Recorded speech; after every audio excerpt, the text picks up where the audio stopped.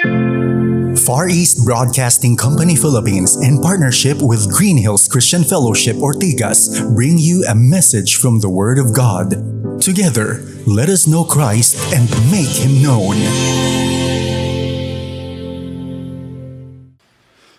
Magandang hapon po sa inyong lahat. Tayo po ay nasa serye pa rin ng Aklat ng Jonah at atin pong sinusundan ang tema ng Our God of Relentless Grace. At ang atin pong mensahe ngayon ay parang pagpapatuloy ng mensahe ng isang linggo. Kaya nga po ang ating title ay Paano Itinutuwid ng Diyos ang isang lingkod na tumalikod sa kanyang tawag. Ito po yung pamagat ng pag-aaral sa umaga, ngunit ang ginamit po ni Pastor BJ ay ang bagyo na dala ng pagsuway ng Diyos. At atin pong natutunan na ang Panginoon ay maaaring gumamit o pakilusin ang kalikasan. No? Kaya po siya ay nagpadala ng bagyo. Ang kanya pong hangarin ay upang ang kanyang lingkod ay magising, mahimasmasan. At sa kanya pong paglalakbay o pagsuway, siya po ay gumising at bumalik sa utos ng Diyos. Kaya po, ang ating title ay Pagtutuwid ng Diyos sa isang lingkod na tumalikod sa kanyang tawag. Ngunit simulan po natin ang ating pag-aaral sa isang maikling panalangin. O Diyos Ama, Ama naming dakila, maraming salamat po at dinala mo kami sa dakong ito upang makapakinig ng inyong mayamang salita. Salitang bumabago ng puso at ng buhay. Nagbibigay ng kalakasan, kagalakan, kapayapaan at pangunawa sa aming lakarin sa buhay. Panginoon, mangusap ka sa bawat isa.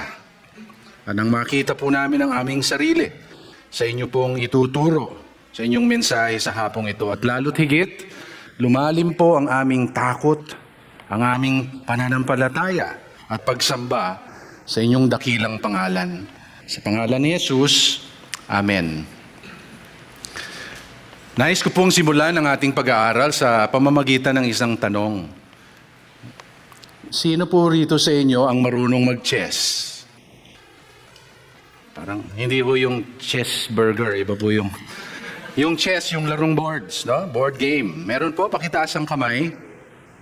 Merong ilan. Alam nyo, nung ako'y bata-bata sa eskwelahan, ako'y naglalaro din ng chess. Kapag ikaw ay naglalaro ng chess, ikaw daw ay kasama sa mga intelektual, matatalino. Kaya tanungin ko kayo uli, sino ang naglalaro ng chess? Ayun, nadagdagan ng 3. Ngayon, siguro naman naunawaan natin kung paano nilalaro ang chess. Ano po? Kaya tignan nyo po ang isang litrato na kung saan o isang scene na kung saan kayo po ay naglalaro ng chess.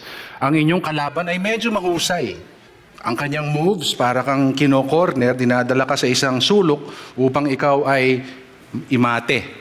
Checkmate ang tawag sa Ingles. Ngunit nakakita ka ng paraan para umiwas. Kaya meron kang strategy na iwasan mo. Mukhang naiwasan mo ang kanyang atake. Ngunit sa isang iglap, sa isang pagkilos ng kanyang queen, sabihin na natin, biglang nakita mo na lahat pala nung parang akala mo'y libre at meron pang pinakain sa'yo, lahat para yo'y patibong. At ikaw ay nasa kote. Ikaw ay nasa corner at ikaw ay namate. Checkmate po ang tawag doon. Sapagkat yung iyong kalaban pala ay isang grandmaster. Yun ay napakahusay sa chess. Sa atin pong kwento ngayong araw na ito, si Jonah, akala niya yung kanyang mga pagkilos ay ayos na. Siya ay nakakatakas, parang malaya. Sumakay pa sa isang krus. Naiwasan niya ang panawagan ng Diyos. Ngunit ang Panginoong Diyos, na siya naman ang grandmaster ng buong mundo at ng lahat ng nilalang, ay naglunsad ng isang pagtugis, sabihin na natin. Parang tugis ng kriminal ang dating, ano? Siya ay isang paghabol sa isang lingkod na umiiwas o tumalikod sa kanyang panawagan. Bilang panimula, Alam niyo po, kapag ang isang lingkod ng Diyos ay lumilihis ng landas at sumusuway, tiyak na hahabulin ka ng Panginoon at ikaw ay kanyang itutuwid. Hindi kanya pababayaan sa sarili mong mga style at strategy ng pag-iwas. Kanyang isasaayos ang mga pagkakataon, ang mga pangyayari. Kaya niyang pakilusin ang kalikasan at maging ang mga sirkumstansya ng iyong buhay upang tayo po ay ibalik niya sa landasin na kanya pong hinanda para sa atin. Tignan po natin, panandalian, balikan natin kasi ang ating pag-aaral ngayon ay mula sa talata 7 hanggang 10. 4 na verses po yan. Pero tignan muna natin yung background ng kaunti kasi baka yung iba po sa atin ay hindi po, wala po rito. No? Tignan natin yung nangyari bago po sa verse 7 to 10. Alam po natin na sa verse 1 pa lang, sa unang talata pa lamang, meron pong utos ang Diyos. At ang utos niya kay Jonah ay siya ay pumunta saan? Sa Nineveh.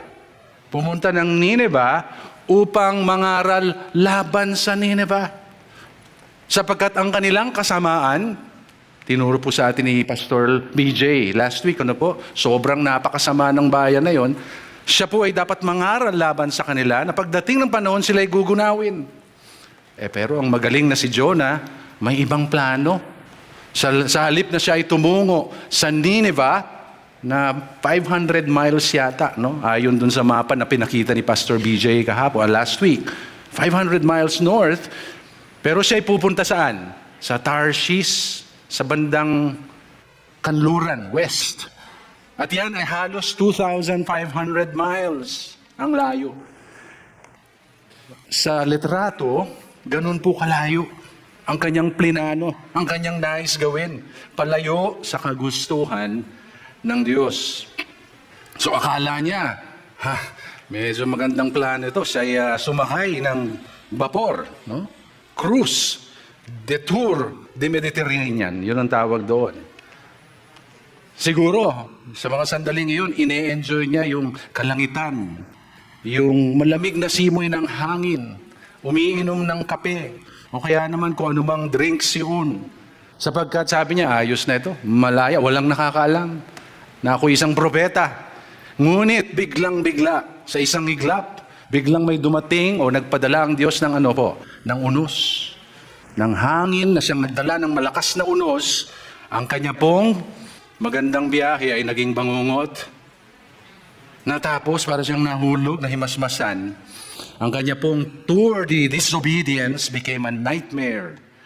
At lahat po na nakasakay sa barkong iyon ay nadamay. Natutunan nga po natin last week, Pag tayo po yung nagkakasala, hindi lamang po tayo ang naapektuhan. Marami pong naapektuhan. Kaya't ang kapitan ng barko, sinabihan ng bawat isa, bawat isa sa atin, halika kayo, mag-meeting tayo, mag-prayer meeting. Tumawag kayo sa kanya-kanya ng Diyos. Naalala ko, sabi ni Pastor BJ, Diyos ng Dagon nga ba yun? Ang Diyos ng karagatan. No? Tumawag kayo, iba't iba, mga pagano po ito. Baka sakaling yung Diyos na inyong tatawagan, makita ang inyong ating sitwasyon at tayo ay iligtas. Subalit, may nakita po siyang, binilang niya, parang kulang sa manifesto. Meron pong isa, ang nawawala. Yung ating kaibigan na si Jonah, nandun po sa pinakamababang deck ng barko. Ano pong ginagawa niya doon? Parang yung ilan sa inyo ngayon. Huwag niyo naman akong tulugan. Natutulog ang ating kaibigan na si Jonah. Wala po doon sa prayer meeting na inorganisa ng isang kapitan. Kaya po siya ay sinabihan. Siya ay nirebuke. Siya ay hinamon. Sinabi, anong ginagawa mo dyan? Patulog-tulog ka. Magdasal ka sa Diyos. At baka sakaling tayo ay mailigtas. Alam niyo, ganun ang isang, parang tayo pong mananampalataya. No? Kapag tayo ay tumatakas sa kagustuhan ng Diyos, tinatamad tayong mag-pray, hindi tayo nagbabasa ng Biblia, ayaw nating umaten sa mga fellowship, kasi meron tayong tinatakasan. Maring Hindi po utang, itinatawasan din ang utang. Ang utos ng Diyos. Ano po? Ngunit ang Panginoon ay hindi po tumigil. Kaya si Jonah, nang makita niya may bagyo, itong kapitan, pinipilit siya ng ano, parang sabi niya siguro, parang may kamay ang Diyos dito ah. Pero tignan natin ang kwento mula sa verse 7 hanggang verse 10. Binasa na po natin yung verse kaya hindi ko na uulitin. Ano po? Pero bibigyan natin ng isang salita ang bawat talata. Verse 7, verse 8, verse 9, at verse 10. Kaya buksan niyo po ang inyong Biblia. No, manatili kayo dyan sa Jonah chapter 1 upang masundan po natin ang ating pag-aaral. Sa verse 7, ang sinabi po doon, sila ay nagpalabunutan. No? Palabunutan, they cast lots. At yung lot na yon napunta kay Jonah. Hinanap nila kung sino kayo may kasalanan nitong bagyong ito na napakatindi. Yung bagyo na yon, mga tripulante ito eh. Sanay sila sa bagyo. They have never seen a calamity like this before. Sabi nila, iba ito eh. Sino kaya ang may kasalanan nito? Nag-pray na silang lahat-lahat, pero tuloy-tuloy pa rin ang bagyo. Pero yung tripulante, yung kapitan, sabi niya, mag-cast lots tayo. Magpalabunutan. At ito'y napunta kay Jonah. Verse 7 po, palabunutan. Verse 8, ano nangyari? Ang binasa natin kanina. Nung napunta kay Jonah, ano pong nangyari sa verse 8? Ang sabi doon, kanilang nagharapan. No? May paghaharap. Si Jonah, hinarap siya ng mga tripulante kasama ang kapitan. Yung sa verse 9, anong nangyari? Doon naman ay yung pag-amin. Inamin na niya, at meron ding pinahayag si Jonah doon, ating titignan mamaya. At yung bang verse 10, pagkatapos ng palabunutan, pagharap, pag-amin, may isa pa pong nangyari doon na napakaganda, na bibitinin ko kayo, mamaya na natin pag-usapan. Okay lang po yun. Kaya huwag kayo matutulog ha, mamimiss nyo yung huli. At kung sakaling swertein, bawal ang swerte. Magpapalabunutan tayo. Biro lang po. Pero titignan natin yan mamaya. So, unahin po natin ang verse 7 at 8. May dalawang bahagi po ang ating pag-aaral ngayon. Ang dalawang bahagi ay hinati lang po natin sa verse 7 and 8. Isang punto po yan, isang kaisipan, isang katotohanan. At verse 9 and 10. Sa verse 7 and 8, ito po ang ating matututunan. Ang spiritual truth. At ito po ay, sa first point, ang sabi dito, pangingibabaw ng kapangyarihan ng Diyos sa mga kaparaanan at maging ang sasalita ng mga tao upang ilantad ang pagkakasala ng kanyang lingkod. In other words, yung pinag-aralan natin last week, no? Nakita natin ang kapangyarihan ng Diyos na siyang nangingibabaw sa kalikhasan. Ito naman ang kapangyarihan niya nangingibabaw sa tao, sa mga kilos, mga salita ng tao upang ibalik ang kanyang lingkod na naliligaw o nagwawala, sabihin na natin. Ang sabi po sa verse 7, para makita po natin ito ng mas maliwanag, tignan natin kung paano ginawa ng Diyos ito. And they said to one another, come and let us cast lots. So ang ginawa ng Diyos, yung kanilang palabunutan, ang kanilang pinaniniwalaan, na ang mga Diyos ang siyang may control sa kinalalabasan nito, ay kayang-kayang kontrolin ng Panginoon Diyos. Siya ay may kapangyarihan. Ito po ang unang katotohanan dito, ang subpoint po ng ating pag-aaral. Ang Panginoong Diyos ay may kapangyarihan upang pangunahan ang kalalabasan ng palabunutan. Yun po yung casting of lots. Kaya niyang palabasin sa resulta nito, ang isang resulta na siyang naayon sa kanyang kagustuhan. Kaya nga po, ang lumabas doon ay pangalan ni Jonah. Yung mga palabunutan nung panahon na yun, ano yan, yung mga either bato o kaya mga stick, no? Papipiliin ng stick o yung pinakamahaba, yun, ikaw ang may kasalanan. Yung iba, sabi nila sa ibang pag-aaral, mga bato itatapon, yung isang hihiwalay, yun. At malapit kay Jonah raw po yun, na ituro siya. In other words, ang Panginoon po ay may kapangyarihan upang idirekta o idirect ang kinalalabasan ng mga kaparaanan ng tao. Alam niyo po sa Old Testament, yung palabunutan ay kinikonsider po yan na parang divine exercise. Diyos po ang may hawak ng outcome nito. Naniniwala ang mga tao noon na kapag ginagawa mo yan, since wala kang control, ang resulta niyan, Diyos lang ang may hawak. At yan ay paniniwala pareho sa mga pagano at maging sa mga mananampalataya ng Diyos. Ang Diyos mismo ay iniutos nung hinahati ni Joshua ang lupain pangako sa Promised Land. Ginamit po nila ang pagpalabunutan kung kanino mapupunta ang iba't ibang lupain. Ginagamit din po yan sa mga pari. Kung sino man ang maglilingkod sa templo o sa tabernakulo, nung panahon na yon, ginagamit din po yung palabunutan. O kaya naman yung tinatawag nilang yung feast po ng the atonement, no? Yung annual atonement feast po nila, ito yung paghingi ng tawad ng buong bayan ng Israel. Nag-aalay po sila ng 2 kambing. Yung isang kambing, pakakawalan. Yun ang tawag ay scapegoat. At yung isa naman ay papatayin upang iaalay. Alam mo, napakaganda po ng retrato na yan. Yung scapegoat, para siyang larawan po ng ating kasalanan. Sa sandaling tayo po ay magkasalat, pinatawad ng Diyos, para siyang kambing na pinakakawalan hanggang siya ay makalimutan. Ganun po ang Panginoon. Ang mga kasalanan, kinakalimutan niya yan. Pero merong isang sakripisyo. Iyan po ay si Kristo. Sinasalarawan po si Kristo na siyang nagbayad ng ating kasalanan. Ang ating kasalanan po ay napapatawad ng hindi libre. Meron pong cost. Kaya yung casting of lots o palabunutan, ginagamit po yan dati. Ano po? Kaya tayo pong mga mananampalataya, kapag tayo po ay lumilihis sa kagustuhan ng Diyos, at anuman po ang dahilan, sigurado po ang Panginoon hindi niya tayo pababayaan. Hindi niya tayo iiwanan. At siguruhin po natin na tayo po ay alam natin na alam ng Diyos sa mga nangyayari. Tayo man ay tumakbo, hindi tayo makakapagtago. Tayo man ay natutulog, paggising natin, ang Panginoon pa rin ay hahabulin tayo.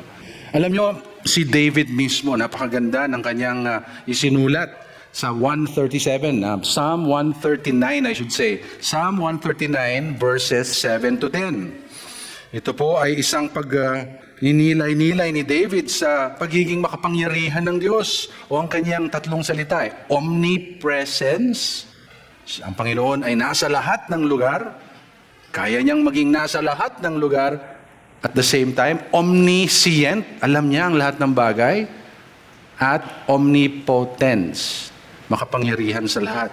Sa 139, Psalm 139 verse 7 to 10, tinignan ko yung Tagalog kasi mas maganda, pero andyan din po yung English. Ano po, makikita nyo. Familiar tayo dyan kasi may awit yan di ba? Where can I flee from your spirit? Di ba? Huwag nyo natin kantahin, ha? Sabi sa Tagalog, saan ako makapupunta upang ako'y makatakas? Sa iyo bang espiritu ako'y makakaiwas? Kung langit ang pupuntahan ko, tiyak na naroon ka. Sa daigdig man ng patay, naroon ka rin. Huminlay man ako na ikaw din ang aking kasama. Kung ako ay makalipad, umiwas pasilangan, o kaya ang tirahan ko'y ang daluyan ng kanluran, tiyak ikay naroroon upang ako'y pangunahan, magtatagpo kita roon upang ako'y tulungan. Ang hirap ng Tagalog, lalim. Pero yung huling bahagi nito, napakaganda sa verse 9. Para bang sabi niya, kung ako'y gigising sa umaga, pupunta ako sa karagatan at ako'y lilipad mula umaga hanggang hapon, hanggang sa dulo man ng aking nakikita, ang kamay ng Diyos ay naroroon pa rin. Sabi po ni David, hindi po tayo makakaiwas. Ang ating Diyos po ay makapangyarihan sa lahat. Siya ay kaya niya ang nasa iba't ibang lugar at the same time, o omnipresent, at siya rin po ay omniscient. Alam niya po ang lahat ng bagay. Sabi nga po niya, di ba, yung sa isang talata, the sparrow, not a sparrow will fall to the ground without his knowledge. Wala pong ibong maya ba yan, no? Ang mamamatay na hindi alam ng Diyos. Alam ng Diyos ang lahat ng detalye. Sa isa pa pong talata, ang sabi doon, the very hairs of your head are all numbered. Kasi mo yung buhok natin. Bilang niya. Hindi lang po bilang. Bawat isa may numero. Kaya pag nahulog yan, alam niya. Yung nahulog na yan, 28,005. Yan ang code. Ganun po ang kanyang pagiging omniscient. Yung iba sa atin, mas konti lang buhok, kaya mas madali. Alam niyo, sa mga kalalakihan, importante ang buhok no? Para yung kinoconserve, parang kalikasan yan pag ikaw tumatanda. No? Pero huwag kang mag-alala, sabi nila, there's a way to look at your hair. Pag ikaw medyo nawawala na, be positive. Sabi niya, huwag mong isipin na you're losing hair. Isipin mo, you're gaining face. Malaki lang yung mukha, no? Biro lang po. Pero ang Panginoon po, alam niya ang lahat. Kaya si Jonah, medyo hindi masyadong cool yung kanyang ginawa. No? Akala niya siya'y makakawala sa presensya ng Diyos. But kahit po siya'y tumakbo at magtago, ang Panginoon kaya niyang pakilusin ang kalikasan, pakilusin ang lahat ng mga makinarya ng tao, natural man o man-made, lahat ng sirkumstansya upang si Jonah po ay walang ibang pupuntahan kundi ang plano ng Diyos kung dapat nasaan siya. Pag-usapan natin sandali yung casting of lots kasi baka isipin natin yung casting of lots o palabunutan, pwede pa rin ngayon, no? Tanong ko sa ating lahat, pwede pa ba tayong mag-cast lots o magpalabunutan upang malaman natin ang kagustuhan ng Diyos? Palagay ninyo, di ba wala naman nakakaalam, ano? You cast lots o mag-flip tayo ng coin, Diyos lang po ang may control nun So pwede ba nating sabihin, oh Lord, ito-toss ko tong coin na to, pagka ito tao o ibon, di ba? Hindi ko alam yung ibon, ba't may ibon doon Alam ko yung tao. Pagka tao, Lord, will mo. Pag hindi, so can we still cast lots or do all of these things in order to find out what the will of God is in our lives? Ano pong sagot? No. Sino sabing no? Sino sabing yes? Halika, toss coin tayo. Siyempre, ang sagot, hindi. Kapag kakagustuhan ng Diyos ang iyong hinahanap, andyan na po ang Biblia. Ang sabi pa, alam niyo po sa Bible, ang pinakahuling incident o pangyayari na kung saan ginamit po yung casting of lots, ito po ay yung si Judas Iscariot ay pinalitan. Sila ay nag-cast lots to choose which among the men will replace him. At ang lumabas po doon ay si Matthias. No? Pero pagkatapos po nung insidente na yun, wala na. Sabi po sa Hebrews chapter 1 verse 1, tignan nyo na lang po, inote ninyo. Sabi po kasi doon, nung nakaraan, ang Panginoong Diyos ay nangungusap sa pamamagitan ng kanyang mga propeta. Ngunit sa panahon ngayon, sa huling mga araw, siya ay nangungusap sa pamamagitan ng kanyang anak na si Kristo Jesus. Yung mga propeta po, ang sinulat nila yung Old Testament, di ba? Si Jesus naman, yan ang New Covenant. So Old Testament plus New Testament is the Bible. Hindi na po gumagamit ang Diyos ngayon ng mga ganyan by chance. Alam niyo kung bakit? Bakit? Kasi na-reveal na Nahayag niya na ng buong buo ang kanyang plano. Na-reveal na po lahat sa Bible. Kailangan na lang natin buksan ito at alamin, kilalanin kung sino si Kristo. Kaya hindi na po pwede yung flipping of coins. Ginagawa pa rin po yan bilang practical na pamamaraan. Kung halimbawang meron kang dalawang pinagpipilian na hindi naman masama at mabuti, gusto mo lang kung ano kayang mas okay dito, Lord. You can do that. Ayaw mo ng bias. No? Wala pong masama. Pero yung para malaman ang kagustuhan ng Diyos at yun ang magiging basihan ay hindi po pwede. Alam niyo po, nung bata-bata po ako, ibig sabihin, kailan lang yon? Hindi ho, may edad na rin po ako ngayon. Nung ako po unang umattend ng growth group, cell group po ang tawag namin doon, kaya importante na tayo may mga cell group. Yung unang pag-aaral na hindi ko po makalimutan ay ang katanungan na paano mo nga ba malalaman ang kagustuhan ng Diyos? How do you know the will of God? Meron pong 4. Hanggang ngayon, hindi ko makalimutan. Ang una po ay ang kanyang salita. Nasa alam na po natin yan. Sabi pa nga po ng James chapter 1, di ba?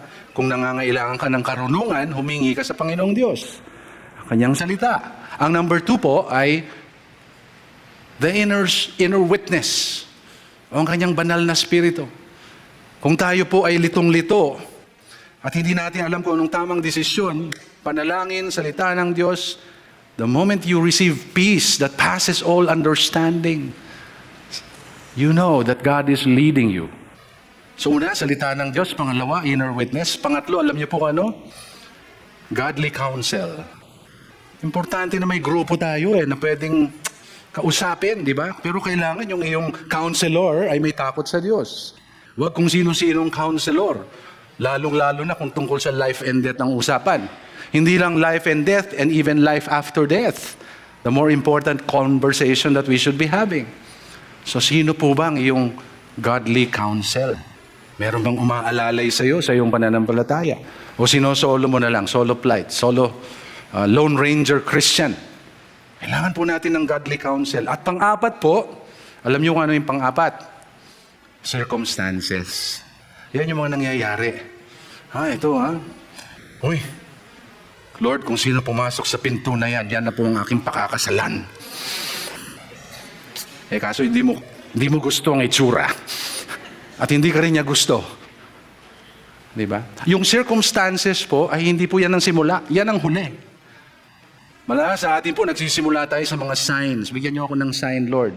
Uy, sign! This must be a sign. Hanap ka ngayon ng pwedeng mag-advise sa'yo na yun ang pipiliin. O hanap ka ng Bible na scripture para suportahan yung sign. Baliktad.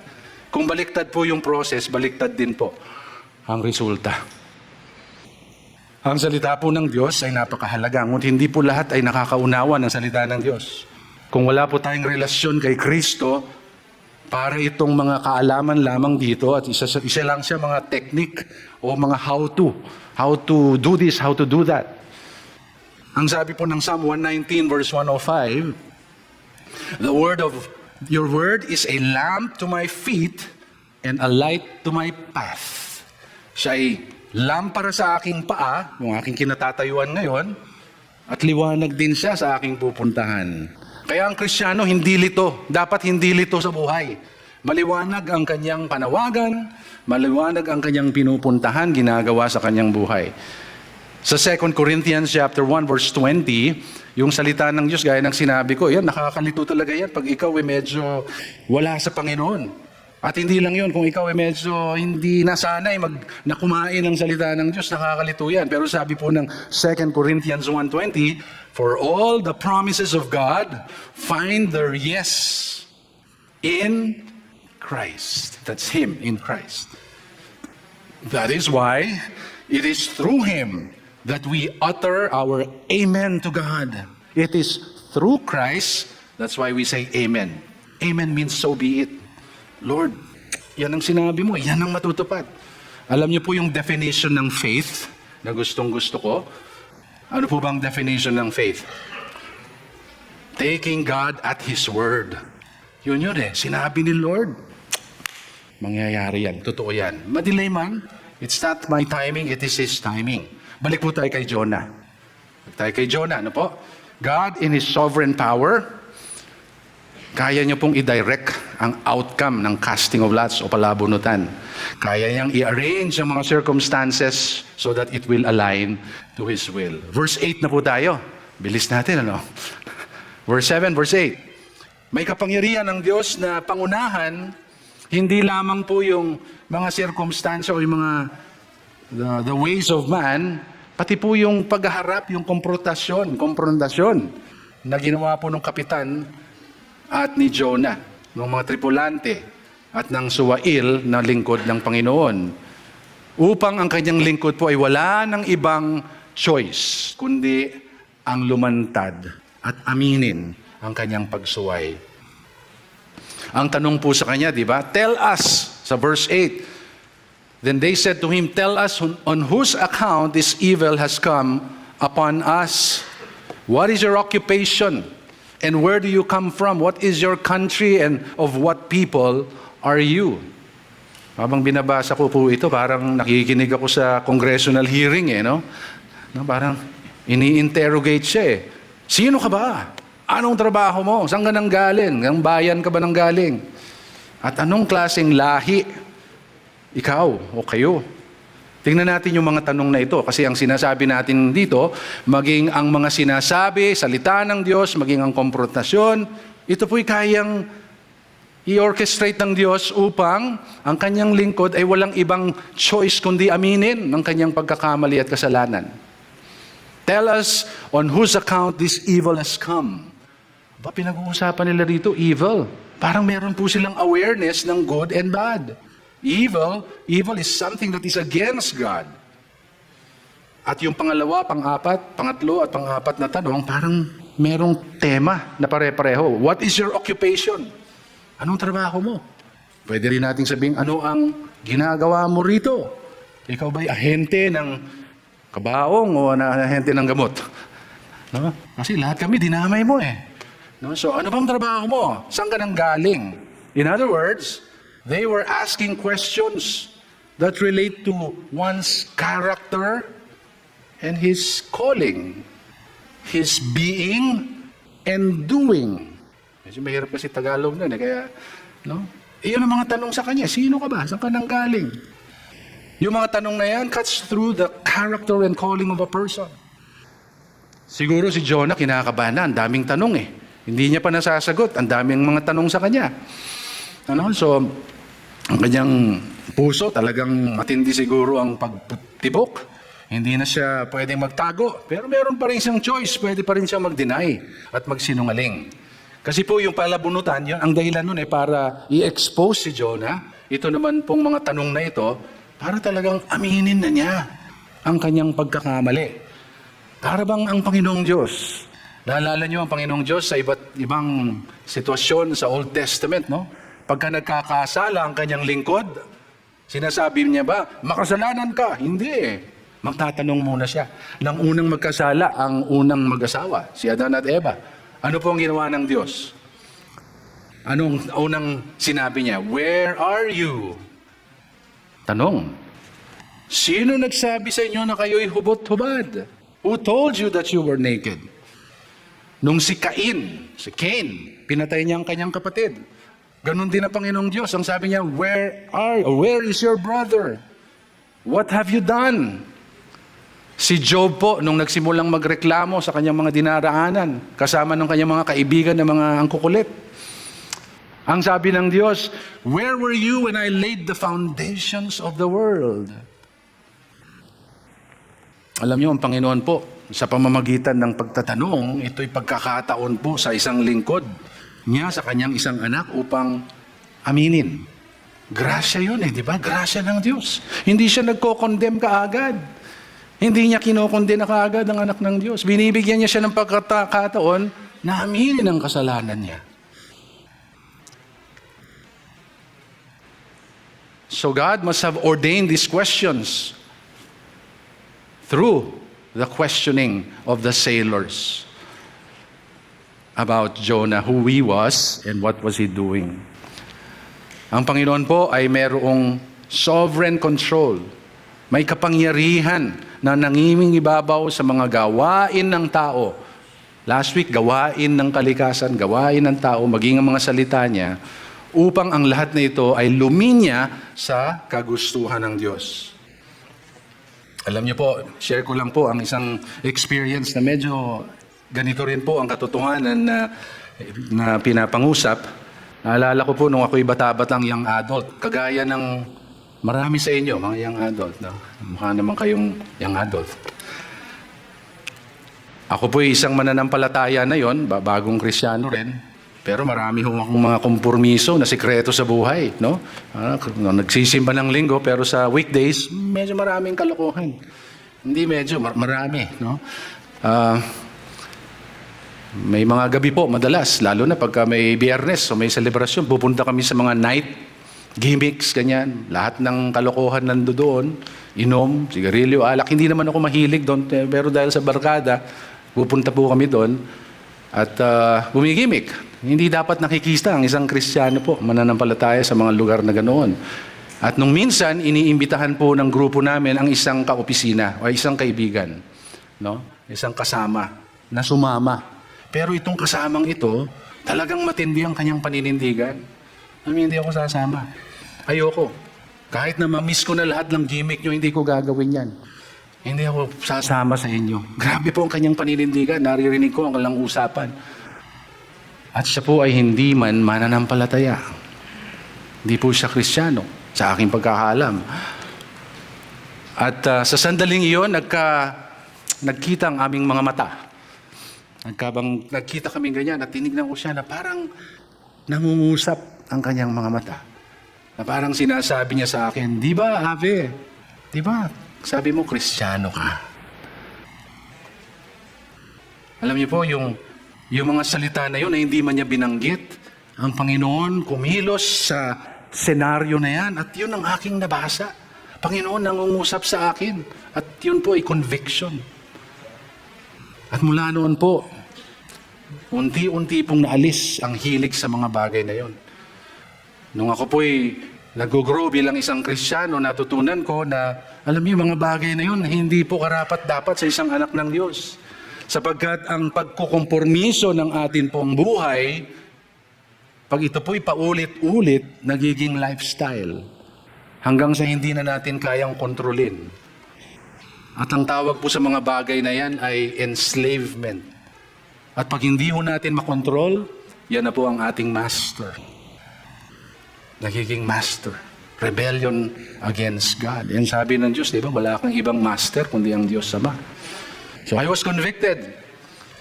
Kaya po, ang isang anak ng Diyos na lumilihis ng landas, kung ito man po ay sinasadya o dahil sa nagtatampo sa Diyos, kagaya ni Jonah, God can ordain the circumstances to get us out of that situation. Beginning with an admission o pag-amin na tayo po ay mali. So that, para po, tayo ay mailagay ng Diyos sa tamang landasin. Yan po, sa kaso ni Jonah, upang aminin niya po ang kanyang kasalanan. Yan po yung verse 7 and 8. Puntahan natin yung verse 9 and 10. So, pangalawang punto. Ang sinasabi po ang punto po natin dito, ang pangingibabaw ng kapangyarihan ng Diyos sa pag-amin ng isang lingkod sa kasalanan na kayang gawin ng Panginoon na bilang isang patotoo rin sa kanyang mayamang biyaya para sa mga taong ligaw ang landas. In other words, ang isang lingkod po na nagkasala at tumalikod sa kanyang kasalanan, kahit na po ito ay kanyang kahinaan, ang Panginoon ginagamit niya itong sitwasyon na ito upang ipakita ang kanyang lubos-lubos na grasya, habag, lalong-lalo na sa mga taong ligaw. Ang walang hanggang kapangyarihan ng Diyos ay kumikilos, hindi lamang sa palabunutan, hindi lamang sa komprontasyon, maging sa pag-amin ng isang lingkod ng Diyos, ng isang mananampalataya. Ang kanyang kahinaan, ang kanyang di pagsunod, gagamitin ng Diyos yan upang ipadama, ipakita ang kanyang mayamang awa. Kaya po, yung sa verse 9, di ba? Si Jonah, wala na magawa. He had to confess who he was. I am a Hebrew and I fear the Lord, the God of heaven, who made the sea and the dry land. Imagine po natin, wala nang choice si Jonah. Naipit na siya. Booking na. Kaya wala siyang ibang gagawin kundi aminin. Subalit ang kanya pong confession ay parang contradiction din di ba? Paano mo sasabihin na ikaw ay sumasamba sa Diyos ng kalangitan, ng kalawakan, ng langit, lupa, dagat, samantalang ikaw naman ay tumatakas sa kalooban ng iyong Diyos? Gayunpaman, alam niyo po, ang kabutihan ng Diyos, ginamit ang pangungusap ni Jonah. Ginamit po ito kahit na ito ay isang kontradiksyon bilang isang magandang halimbawa para sa ating lahat. At magandang mensahe rin para sa mga nakakakinig during that time, ang mga tripulante. Ikita po natin dito ang isang runaway servant. Nagkamali. Gayunpaman, kanya pong pinahayag ang kanyang identity, ang kanyang pagkatao. Pinahayag niya rin ang Diyos na kanyang sinasamba. Kagaya po ng commentary, napakaganda ni Richard D. Phillips, isa pong Reformed pastor. Sabi niya, the church, like Jonah, is called to fear the Lord. And the result of the God-fearing church is that the world knows what it stands for and which God it serves. Si Jonah po'y nagkasala, nagkamali, ngunit sa punto po ng pagsisisi, may kalakasang loob siya na sabihin, ako ay isang mananampalataya na may takot sa Diyos ng kalangitan, karagatan at ng lupain. At gagamitin ng Diyos ang testimonyang ito upang ipakita ang kanyang pagmamahal, hindi lamang kay Jonah, maging sa mga tripulante. Gawin din po sa ating nasa iglesia.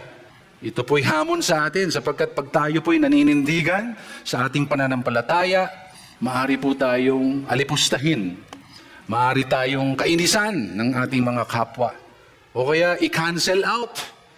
Pag tayo po'y naninindigan sa mga issues at pinipili natin kung ano ang tamang paninindigan.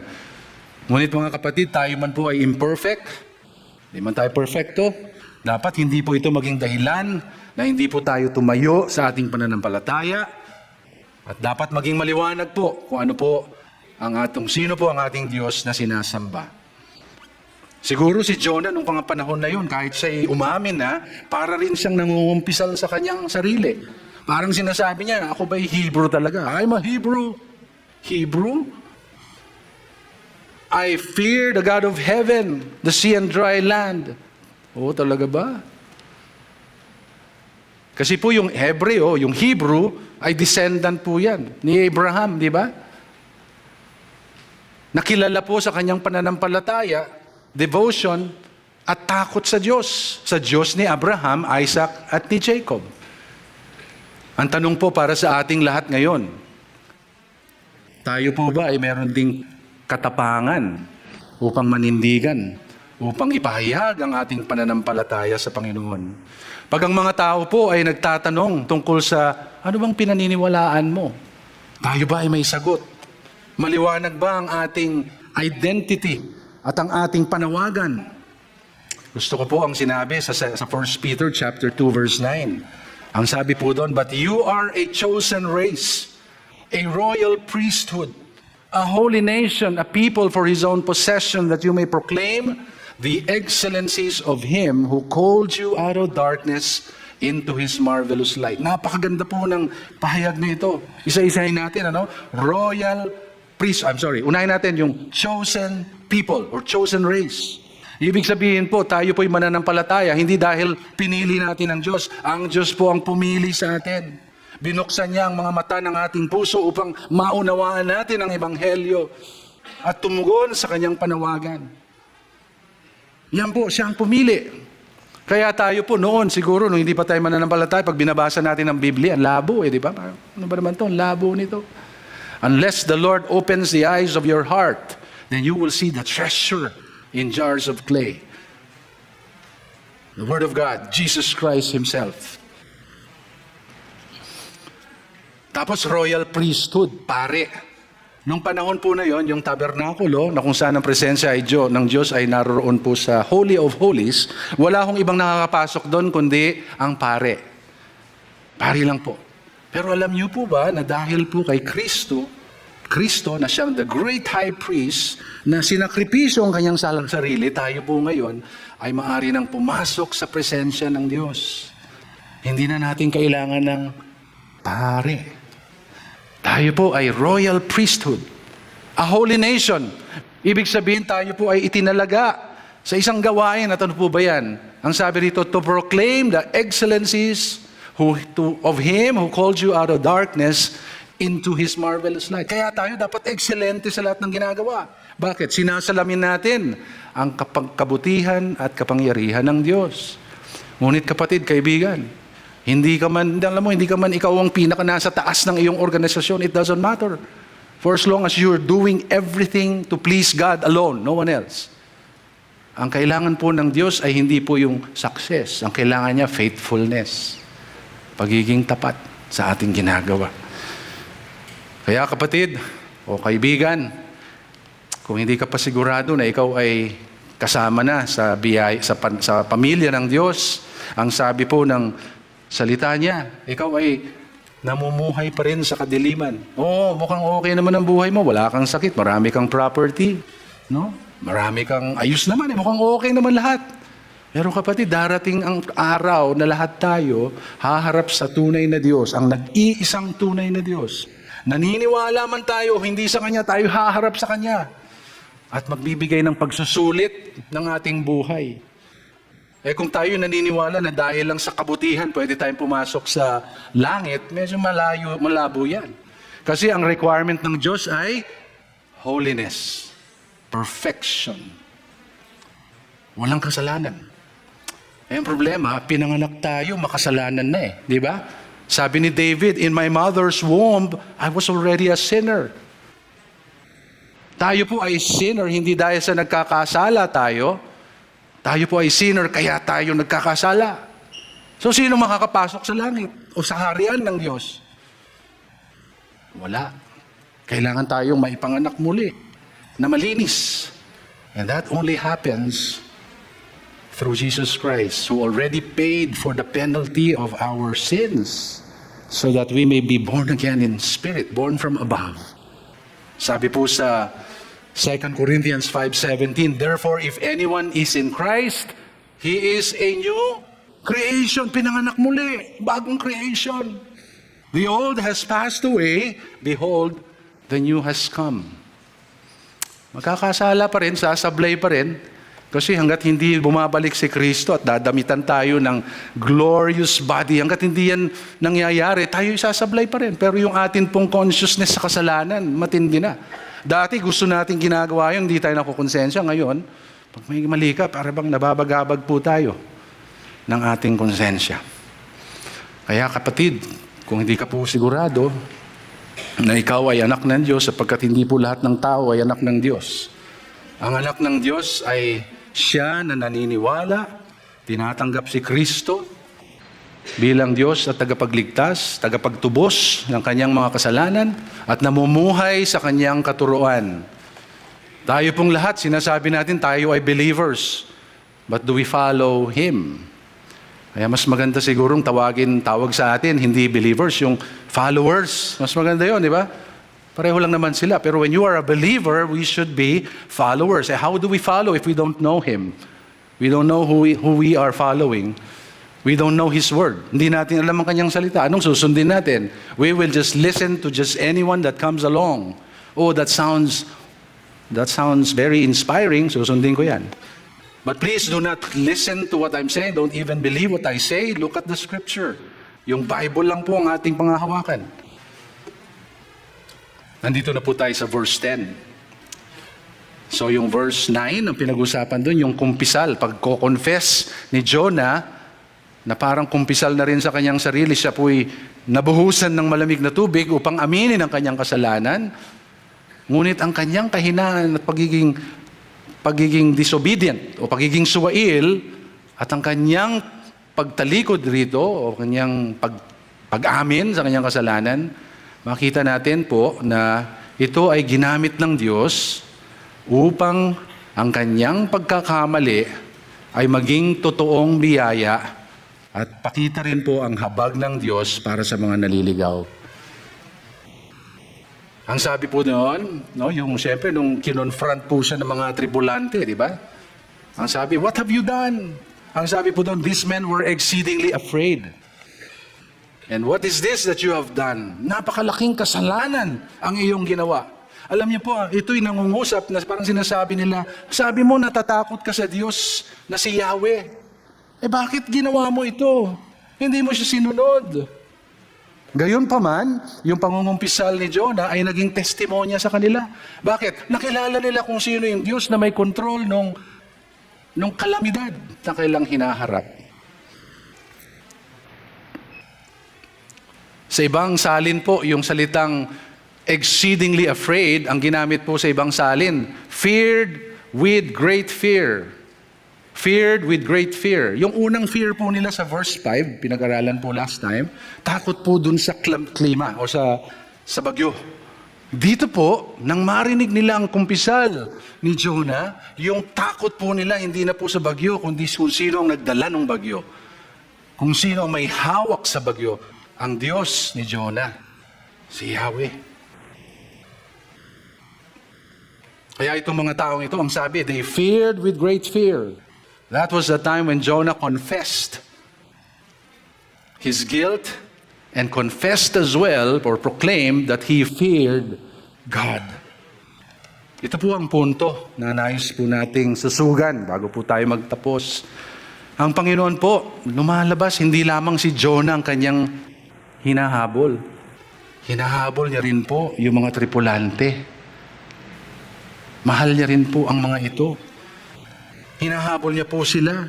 Sila na unbelievers, lost and also perishing. Ano pong gusto ng Diyos? Upang itanim sa kanilang puso ang reverential fear. The fear is the beginning of wisdom. Di ba? Beginning of knowledge. Yun po ang simula eh. May takot sa Diyos. Kaya hintayin po natin yung kwento. Siguro next week pag-uusapan pa yan.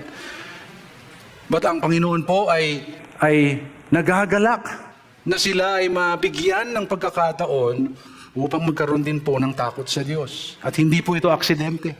Kagaya po ng, alam niyo na, kung ito ay first time po kayo, hindi aksidente na naririto kayo. Panginoon, plinano na niya yan, that you are here. Sabi po sa 1 Timothy chapter 2 verse 3 to 4, this is good and pleasing in the sight of our Lord and Savior, who desires that all people to be saved and come to the knowledge of the truth. Amazing, amazing how God wills that everyone come into the knowledge of the truth. Alam niyo po yung mga tripulante, konti lang yung narinig nila eh. Konti lang, little knowledge about God, and yet they responded with fear. Here was a pagan seeing a small light and getting drawn to it. Nasa kadiliman eh, may nakitang liwanag, pupunta sila ron eh. Si Jonah, ang propeta, nakatayo sa liwanag, lumalakad palayo. May mga ibang tao po, napakalalim ng pagkakakilala sa Diyos, sa Biblia, lahat. Subalit, nire-resist pa rin siya. May mga ibang tao naman, konti lang ang alam. Pero grabe ang kanilang takot at pagmamahal sa Diyos. Kaya ang sabi ng Diyos, di ba, parang ng si Kristo, unless you are like these children in our relationship with God, you cannot enter the kingdom. I hope we belong to the second group. The second group, the sailors could not reconcile how a prophet could disobey the God that they fear. Kaya kaibigan, siguro ang Panginoon ay nangungusap sa atin ngayong araw na ito. Siguro hindi man tayo tumatakbo katulad ni Jonah, pero may mga maliliit tayong mga compromises, kompromiso, at tayo ay dahan-dahan na lumalayo, hindi man halata. Maring tinatamad tayo magbasa ng salita ng Diyos. Tinatamad tayong umattend ng church. Wala tayong oras, dami nating oras sa ibang bagay. Kailan, kapatid, kailan tayo huling umiyak nang mabasa natin ang lyrics ng isang awit, naghango sa bersikulo? Kailan tayo huling tumangi sa Diyos katulad nung tayo bago pa lamang sa pananampalataya? Lumuluha ka pa rin ba? Kapag ikaw ay nananalangin, tayo po bilang isang iglesia, masyado ba tayong concern kung anong sasabihin ng tao kaysa ipakita kung ano pa ang karakter ng Diyos sa iba? Mag-ingat po tayo. Maging sensitibo sa pangunguna ng Diyos sa lahat ng bagay. May mga times na medyo manghihina, we will stumble and fall, but be rest assured that the God of relentless grace will continue to pursue you, to retrieve us and lead us back to the path that He wants us to be. Grabe po ang pagiging relentless ng grasya ng Diyos, who can turn our weaknesses, lahat po ng kahinaan natin, the moment na tayo ay sumurrender, gagamitin niya po ang kwento ng iyong buhay upang i-bless ang ibang bagay, ang ibang tao. Lahat ng kwento ay magkakaroon ng kwenta. At kahit hindi man po tayo tapat sa Kanya, ang Panginoon ay nananatiling tapat. Tiyak na siya ay kumikilos sa mga sirkumstansya ng ating buhay upang ipakita sa atin ang Kanyang walang humpay na pagmamahal at katapatan sa Kanyang mga salita. bilang huling hamon sa atin, napakaganda at napakalaking pagpapala na tayo ay nakatayo sa walang humpay na biyaya ng Diyos. Maraming pagkakataon na maaaring tayo panghinaang loob.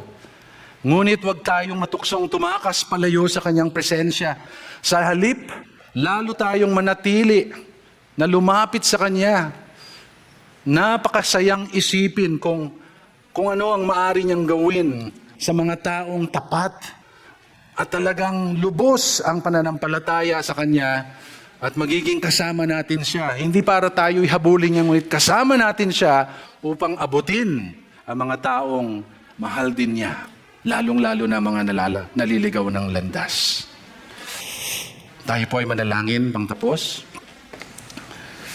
Maraming salamat po, Panginoon, sa inyong salita ngayong araw na ito. Panginoon, wala pong naitatago sa inyong harapan. Lahat po ng bagay ay batid ninyo. Hindi po kami maaring tumakas, lumayo. Hindi man kami katulad ni Jonah na tahasan pong umiiwas sa inyo. Ngunit sa aming buhay, Panginoon, batid mo po ang mga kompormiso. Ang maliliit na mga kompormiso ng aming pananampalataya na unti-unting humihila sa amin papalayo. Pakita mo po ito, Panginoon Ama.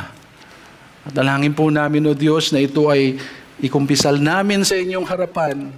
At kayo po na siyang tapat ay tunay na nagbibigay ng kapatawaran at bibigyan kami ng bagong simula. Panginoon, pag-ibayuhin mo po, O Diyos, ang aming takot at alab ng pagsamba. At ipakita mo po ang landas na iyong nais naming tahakin. Maitaas ka lamang, Ama, sa aming buhay. Salamat po, O Diyos. Salamat po sa walang humpay at dakilang awa. Sa pangalan ni Jesus, Amen at Amen.